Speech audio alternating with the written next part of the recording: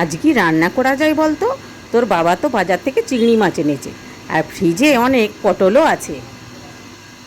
সেদিন পটলের চিংড়ি বানিয়েছিলে, ওটা খুব সুন্দর হয়েছিল। সেদিনের মতো পটলের চিংড়ি বানাও তো। ঠিক আছে, তাই করি। তোর বাবারও খুব পছন্দ হয়েছিল সেদিন। আদা, পেঁয়াজ, রসুন, টমেটো, কাঁচা লঙ্কা, তেজপাতা, কাজু হাফ পেস্ট করে এর সাথে জিরে গুঁড়ো, হলুদ গুঁড়ো, লঙ্কা গুঁড়ো, ধনে গুঁড়ো দিয়ে খুব ভালো করে পেস্ট করে নেব। এখানে কড়াই বসিয়ে আলু পটল খুব ভালো করে ভেজে নিচ্ছি।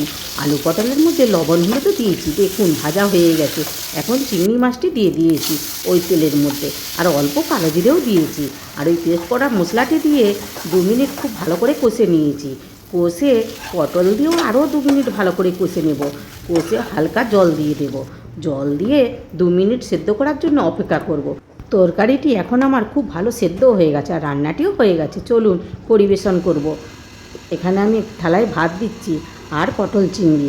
সত্যি পটল চিংড়িটা খেতে এত দারুণ হয়েছে, আর এত দারুণ গন্ধ বের হয়েছে।